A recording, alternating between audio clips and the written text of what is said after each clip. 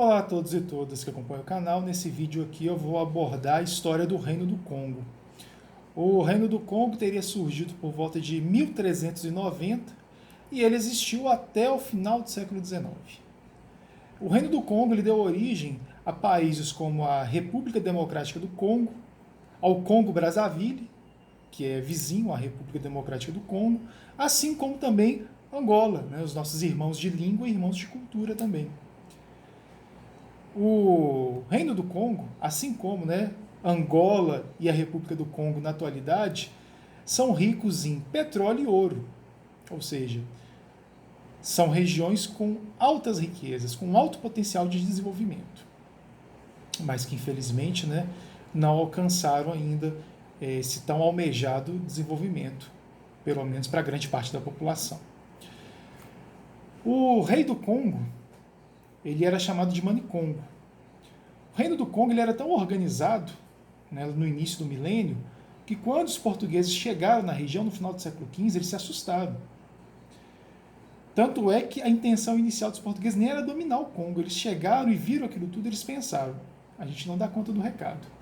Então, nos primeiros momentos das relações entre portugueses e congoleses, a relação era de respeito mútuo, Era principalmente uma relação comercial. Só que aí os portugueses, com o passar do tempo, foram ficando de olho nas riquezas do Congo, principalmente os diamantes. Para aquela região, os portugueses começaram a mandar a chamada ralé, ou seja, pessoas que não eram muito desejadas em Portugal, bandidos, gente muito pobre, e essas pessoas começaram a causar problema no Congo. Elas começaram a querer ganhar dinheiro fácil, causar tumultos, incentivar guerras, para que essas guerras gerassem prisioneiros, e esses prisioneiros fossem transformados o quê? Em escravos, para serem vendidos aqui no Brasil. Então o clima entre portugueses e congoleses foi piorando ao longo do século XVI, até que os portugueses começaram a fazer o quê? Ocupar regiões do Império do Congo, como o que deu origem a Angola, que era a parte mais litorânea do Reino do Congo. Os congoleses também tinham grandes habilidades em metalurgia, também eram bons fabricantes de instrumentos de ferro. Os portugueses, inclusive, aprenderam várias técnicas de metalurgia com os congoleses. Durante a União Ibérica, que é só dar uma olhada lá na playlist de Brasil Colonial, a Holanda se aliou ao Congo para poder dominar o Nordeste brasileiro. Por quê? Os holandeses estabelecendo contatos com os congoleses, eles poderiam usar o Congo como o quê? Um local para buscar recursos, comprar mercadorias, inclusive comprar instrumentos de ferro, como facas, por exemplo, que poderiam ser utilizados na invasão do Nordeste brasileiro.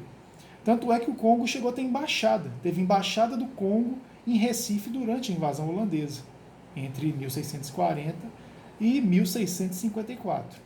Então eles mantiveram muitos bons contatos, e quando a invasão holandesa ao Nordeste brasileiro acaba, os portugueses também vão querer se vingar disso, vão intensificar os ataques ao Reino do Congo, buscando com isso não só vingança, mas também mais congoleses para serem escravizados.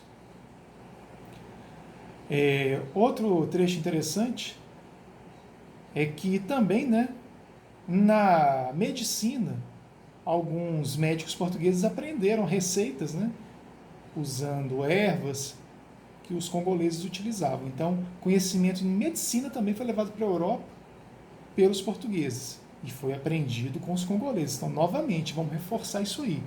Os povos africanos produziam tecnologia, e essa tecnologia era usada pelos europeus. E essa tecnologia ela era usada em vários setores, não era só na metalurgia. O Congo ele começa a enfrentar uma crise mais severa a partir do final do século XIX. Então os portugueses eles atacam o Congo, escravizam uma parte da população, tomam uma parte do território, Angola acaba se separando do Congo, mas é a partir do final do século XIX que a situação no Congo piora, quando os belgas chegam no Reino do Congo e colonizam a região, de olho nas vastas jazidas de diamantes e também no petróleo, liderados pelo rei Leopoldo. Então o rei Leopoldo da Bélgica começa uma colonização do Congo, que vai ser talvez a colonização mais selvagem. A colonização em si já foi selvagem, né? Esses europeus chegaram, a primeira leva no século XVI e depois com mais força no século XIX, chegaram no continente africano para explorar as riquezas dos africanos e também para tentar o quê? Ocidentalizar o africano, ou seja, tentar destruir as práticas religiosas e culturais que eles tinham há séculos ou até milênios em alguns casos.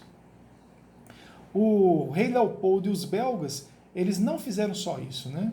Eles, além de tentar destruir a cultura e a religião dos povos que habitavam o Congo, eles também foram responsáveis pela morte de aproximadamente 10 milhões de pessoas no Congo. 10 milhões. E é engraçado como isso é esquecido por muita gente, até por muitos historiadores, inclusive. A selvageria que os belgas cometeram no Congo. Só nos anos 60, mais especificamente, né, em 1960 e 61, que os belgas começaram a sair do que é hoje o Congo. Mas deixaram marcas, né? Deixaram rastro de miséria, de assassinatos e também de divisões entre os próprios congoleses. E essas divisões geraram e ainda geram várias guerras no Congo. Só para vocês terem uma ideia, no final dos anos 90 e até 2001, o Congo atravessou uma guerra que matou 4 milhões de pessoas. Então é uma região que ainda é muito conflituosa e isso é culpa também, né, dessa ocupação europeia, que dividiu os diferentes povos que habitavam o Reino do Congo, além de terem roubado uma grande parte das riquezas. Então o Congo hoje é um dos países mais pobres do mundo, apesar de ter uma grande riqueza, que é o diamante, ou seja, tem potencial para superar ainda esse drama. E Angola também é um país que tem grande potencial, mas que uma boa parte da população vive na extrema pobreza.